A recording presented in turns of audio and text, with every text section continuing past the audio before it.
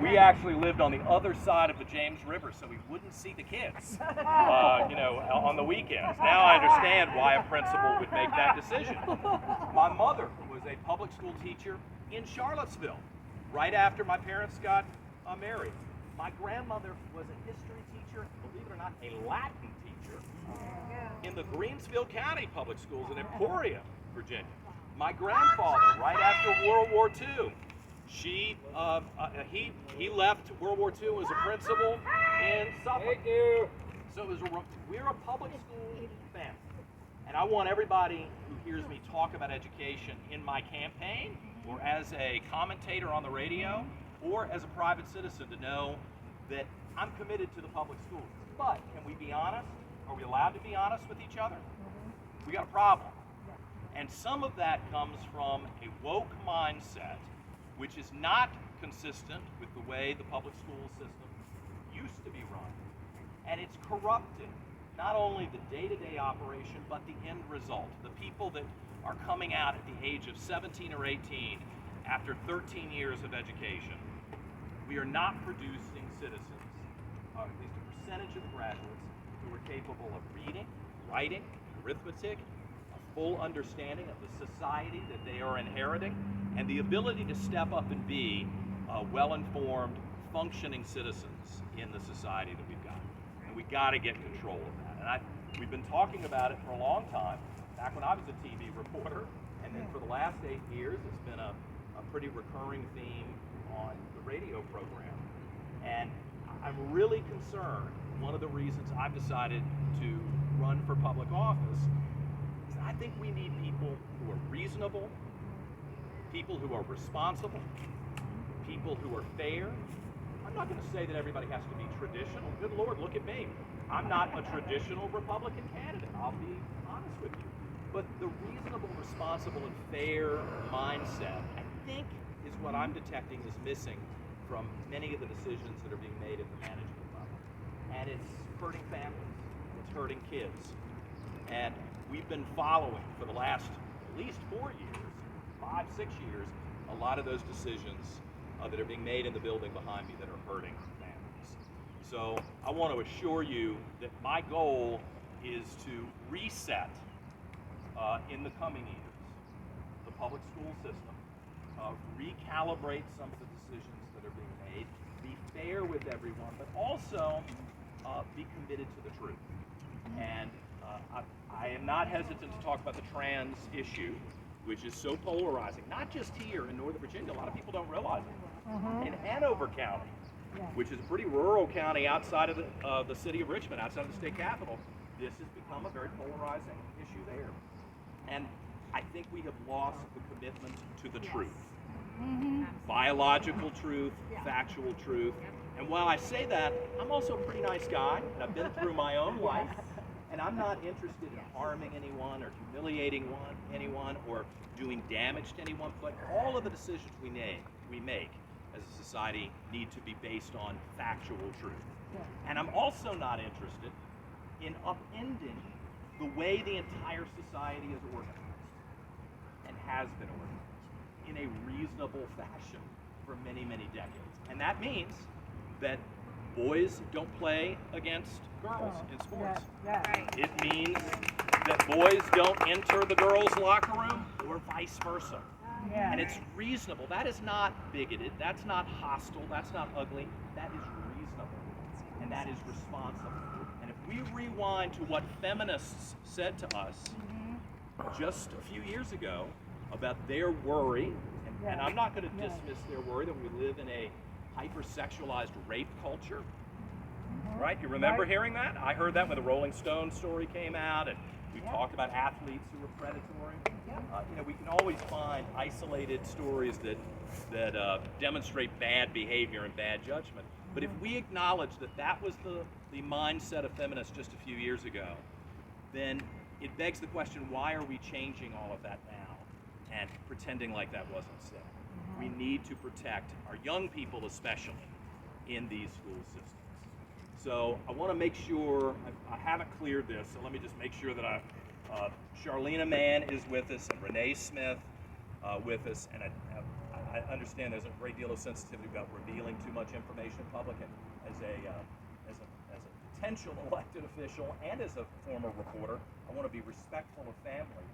But I do want to see if the moms would like to come up and say anything, and I want to be supportive of you, because what's happening to your kids is wrong. I think it's unfair, and I think the community needs to check this right now, so that we don't have another decade where another generation of young people are harmed.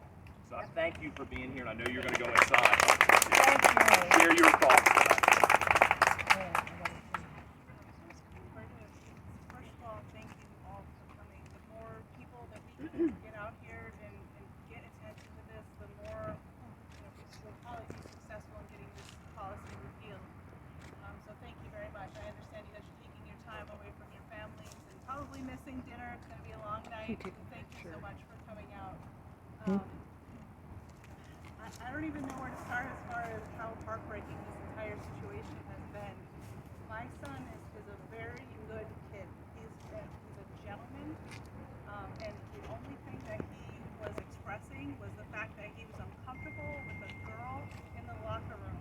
Period. End of story. All these people that want to make this into an anti-this, anti-that, we're not anti-anybody. We try to see the face of God in every single person. But we also have our boundaries, our beliefs, our morals, and our values. And that was one of his. I got kind of caught in this system, but I really came here because I know I'm time, so I won't get in trouble with my corporations and that sort of thing. But this is ground zero for the argument about Loudoun County schools. And I went to a high school building because my parents are the biggest educators. My grandfather was a teacher, my sister's a college professor. I had a friend who had a trauma with that, seeing our gym uniform put up on a bulletin board at our 45th high school reunion, because she remembers how insecure she felt in the women's dressing room with only women, with the gym teacher making sure everybody took all their clothes off and showered naked in front of all the other girls. And we all know that no matter whether you're a boy or a girl, it's a very difficult time when you're going through youth period, and has lasting effects. I mean, this is a woman who's been married for 40 years and has 3 adult children and grandchildren, and she was still triggered by the gym outfit on the bulletin board. So, I mean, and that's small potatoes compared with what kids are going through today. What I really hope, like, if I could get on top of that building a shelf on the rooftop, I would. What I really want people to understand is it's not about Title IX. Title IX is very valuable, but what's happening is the way that they're weaponizing it, the way that they're using it against our children. That's the real problem. And so the faster we can get the Department of Education in here, the Department of Justice in here, to investigate how they're navigating these situations, these interviews, and targeting our children, that's where we want justice. And my son actually, if you guys saw the local news article, it just came out and it came out posted yesterday. My son is only 9 years old, and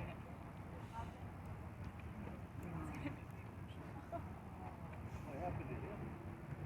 The whole thing is they start pushing this sex on them in kindergarten. Take your time. and the way that they're trying to sexualize the 9-year-old.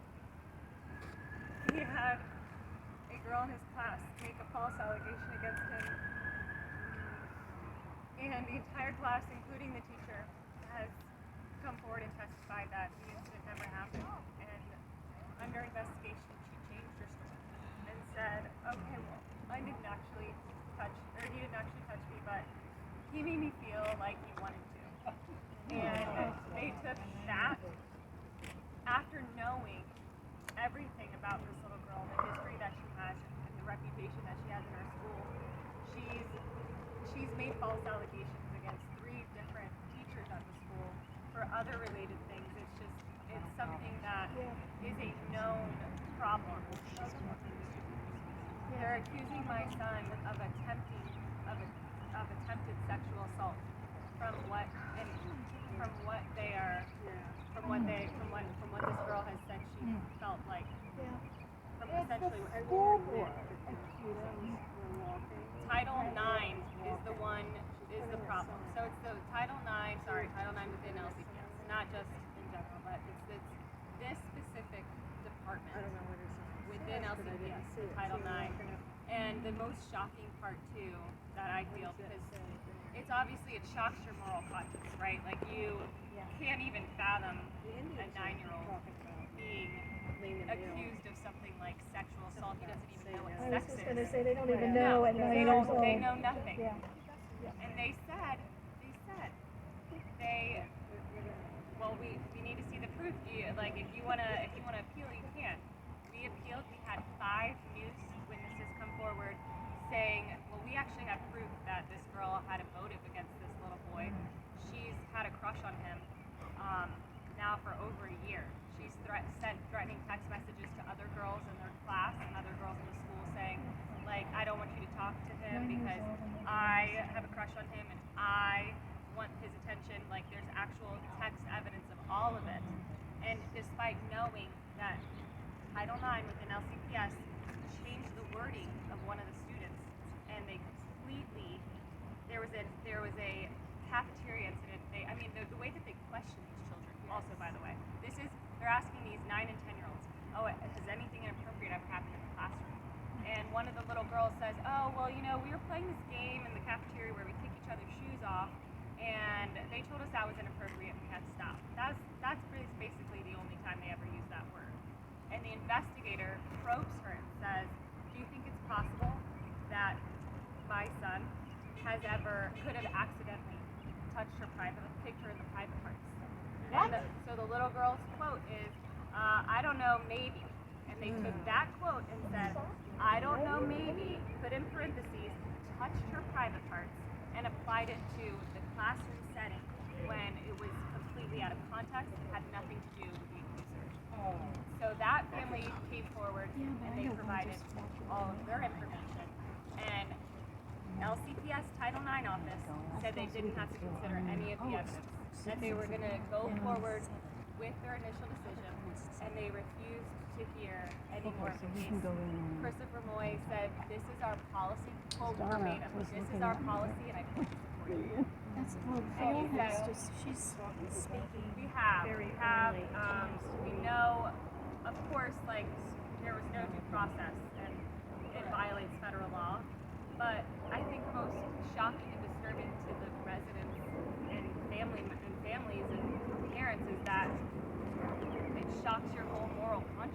Like, these people can see the black and white documents, they have the text right in front of them, and they know that our son is innocent, and yet they still choose to go along with it. That's the part that really shocks me, because Same thing. they're not They went on looking. the school board's been activists since Dr. Hatchett left. Their interest is not in supporting innocent children.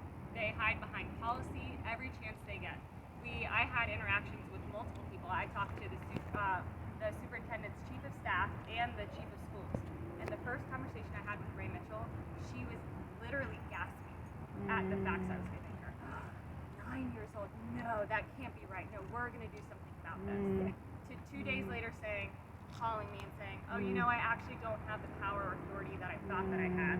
And even though I agree with you that this is wrong, there's nothing that I can do about it. I'm just in charge of the disciplinary side of things. And I said, you're telling me that you agree with me that this is wrong, but you're now saying that you're going to actually do worse and you're going to punish my son on top of knowing that he's innocent? You're going to enforce a punishment? And she said, I promise I'll give him the very lowest end. She said, my opinion doesn't matter. My opinion doesn't matter. I have to go forward like this information is true regardless of what I think. She suspended my son for 3 days, and with like 20 days left in the school year, made him switch classes. Yeah, I gave my son the option. I told him, we don't have to come back to school. I won't subject you to that kind of treatment. And I will tell you, like, I feel like it's important to know my son is an incredible little boy, and he is confident, and he makes me so proud. He just put his chest up. I didn't do anything wrong, Mom, and everyone knows it. And everyone knows that girl's a liar. And he turned and he walked away and he said, "I know you're gonna fix this." Well, we're all going to try to fix it. That's an example of the bureaucracy run amok. It's what we need to check. I think you have galvanized a lot of attention across the state and, quite frankly, across the United States of America.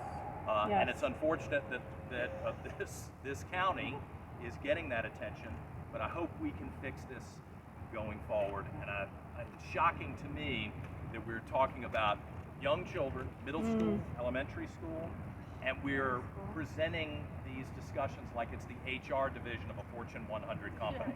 That's absurd. That's the problem. And we all know That it's is the absurd. problem. Anybody who's raised a child, been around a child, been a parent, understands that this is out of bounds. So the message today is for you to know that we've got your back. Yeah. We're not going to let this end. Yeah. We're going to continue into the summer when school ends to continue to push these issues. And I really hope you will go home tonight and you will share this story, these two stories, with people in your neighborhood and say, please, don't just vote in November. This is bigger than that. This is become an activist before another generation of young people are ruined by bad policies and unreasonable, unresponsible management in these school systems. I think it's Last- also important to note, and Tiffany, keep me honest here, it was in 22 or Can't go in with 23, a there were first over with song. 150 Title IX violations that went unchecked by the school system. 150. They're bringing yours up. So thank you for being strong with us. Even within our school, it's shocking because I was just informed of like an incident where boys were actually the victim of what would actually be considered sexual assault or sexual harassment, and they refused to even open an investigation. Yep. Meanwhile, my son has absolutely done nothing wrong, and every single person can vouch for him. Yet they found him responsible for attempted sexual. What happened to the girl, the accuser? Did anything happen? Did she get suspended? No, nothing has happened to her. Wow. No, that information that I just shared with you about the 3 separate incidences with that is new information that I found out today. Wow. And last thing, if I can say this, I always, I lived through the riots in Richmond in 2020, the firings of people wrongly in 2021. I